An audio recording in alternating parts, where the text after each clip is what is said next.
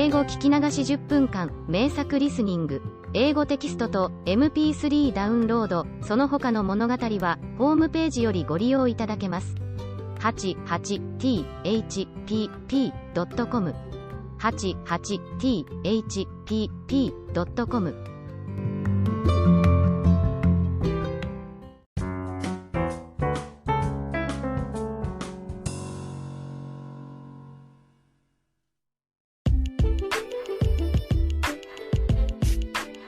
I ask you to keep what you are about to read and hear to yourself since it's regarding an illegal activity I was once engaged in.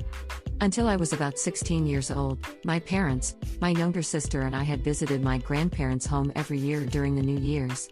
Limited for that time of the year, a quiet countryside house of my grandparents would turn into a family casino. It consisted of 3 different areas. In the card game area, which was the living room, a card game called Kabu that is similar to blackjack would be played. In the coin game area, which was my grandparents' room, would be for a game called Mortar Roller. And the break area, which was the dining room, would be for those who didn't like gambling or who needed food and drink. It would be open for 24 hours but only the family members could play. The coin game was organized by my grandmother. She set up a huge china mortar for sesame on the tatami floor and the players would sit around it on the floor. They would take turns and roll a 10-yen coin, which is worth about 10 cents, inside the mortar. The coin rolled along the side of the round mortar, descending gradually toward the bottom. If it landed on other coins at the bottom, the player could get them. Although the game was simple, we would be absorbed in playing and our heads and eyes were rolling with a coin above the mortar. My cousin was good at it with her own devised technique to throw in a coin. I would also win snugly with my fixation on money. Beside the excited circle, my grandfather and my father, who were not interested in gambling, would talk over Japanese tea that my grandfather would make. My grandmother would start fretting after midnight and tell us to be quiet because she had believed that the military policemen could bust in with bayonets. We laughed at her anachronism while seeing her try to mute the mortar and still live the World War II era. She upgraded the mortar one year by putting a round piece of cardboard near the bottom.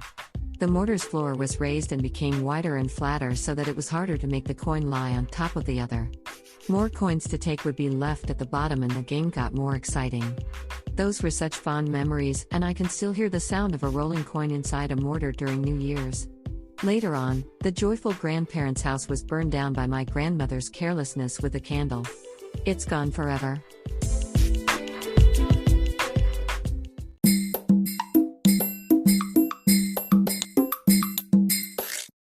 Audiobook, Japanese Dream by Hitomi Woods on sale at online stores or apps. Apple, Audible, Google Play, Nook Audiobooks, 43 available distributors in total.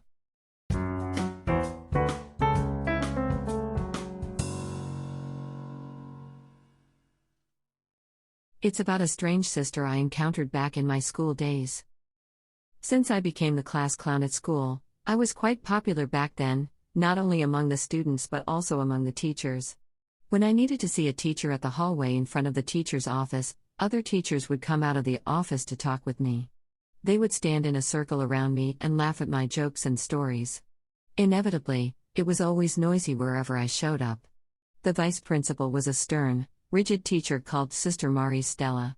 She was the oldest sister at school and dressed in a traditional, old-fashioned Catholic gown. She was strict to students and teachers alike. Everybody tried to keep away from her because she always reproved someone for something. She would appear wherever people were buzzing, to shut them up. She had recognized that I was often a seismic center of the buzz and given me a look of you again.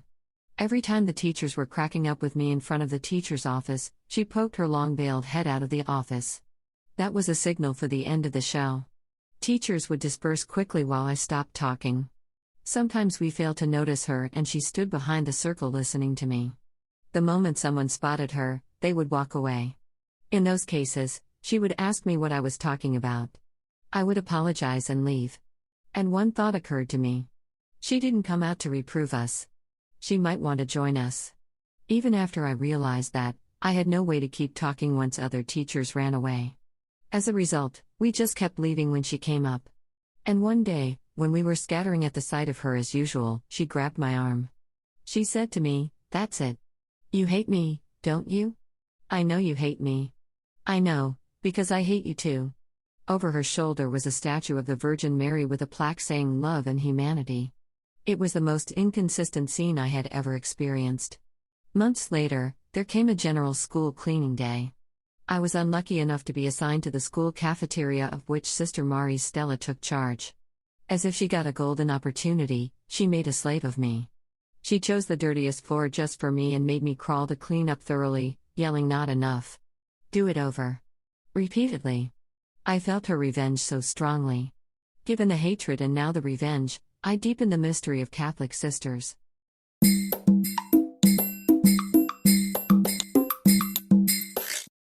Audiobook, Japanese Dream by Hitomi Woods on sale at online stores or apps.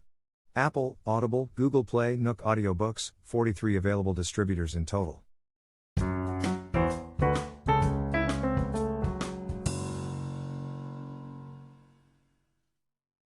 It's about my betrayal against Sister Judith at junior high. As all the people around me professed Buddhism and Shintoism, I had never been exposed to Christianity until I entered junior high school. The junior high I attended was a private Catholic convent school and most teachers were nuns. Since I had never had any contact with nuns before, they were nothing but mysterious to me.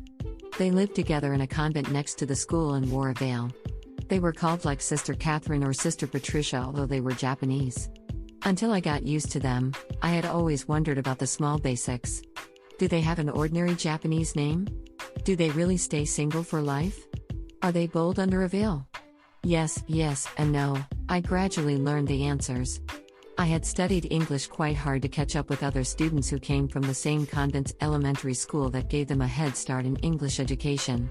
One teacher, called Sister Judith, happened to know that and kindly found a pen pal for me. While students mostly didn't like sisters, she was an exception. She was popular because she was friendly and beautiful. Students also respected her since she graduated from one of the most renowned universities in Japan and as the smartest sister at school. The school had the very rigid rules for uniform. If an irregular bag was spotted, it would be confiscated. I carried my personal small bag into school one day in addition to the big uniform bag, and Sister Judith caught me. She said she had to confiscate it, and I begged her not to. I promised her I wouldn't use it for school ever again. She decided to overlook my breach for once out of consideration for my emotional plea. As a stupid teenager, I was defiant to pretty much everything. I believed nothing good existed in this world. So I took my irregular bag out of my uniform bag again as soon as I passed through the school gate after school that day. I was walking toward the bus stop with the bag dangling. Someone called out my name from behind. It was Sister Judith. She didn't return to the convent as usual and left for an errand on that particular day. She didn't confiscate my bag, though. Instead, she was crying.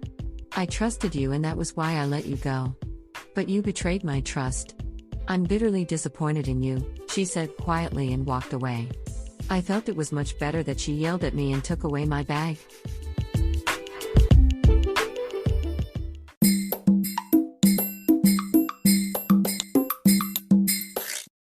Audiobook, Japanese Dream by Hitomi Woods on sale at online stores or apps. Apple, Audible, Google Play, Nook Audiobooks, 43 available distributors in total.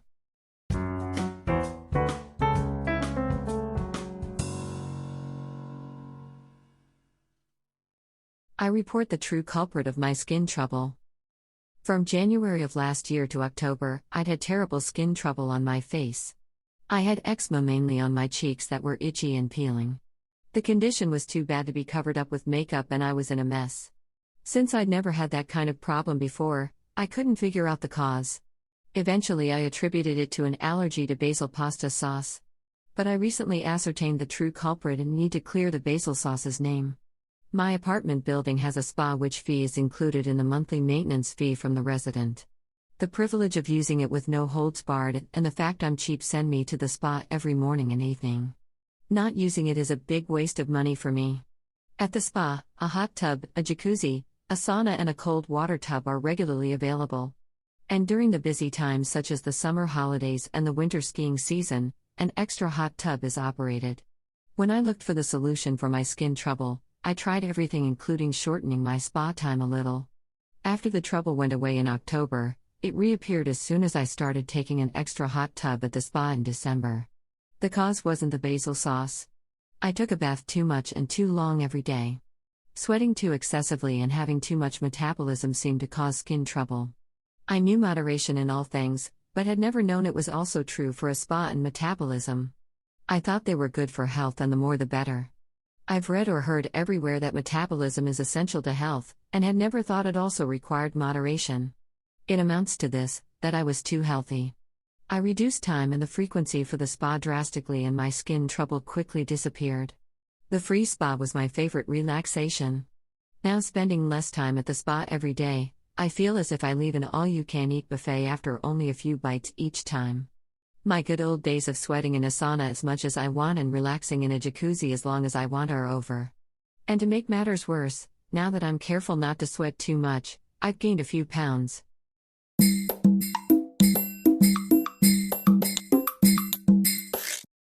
Audiobook, Japanese Dream by Hitomi Woods on sale at online stores or apps.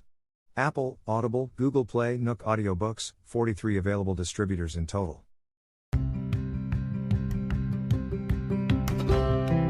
英語聞き流し10分間、名作リスニング、英語テキストと MP3 ダウンロード、その他の物語は、ホームページよりご利用いただけます。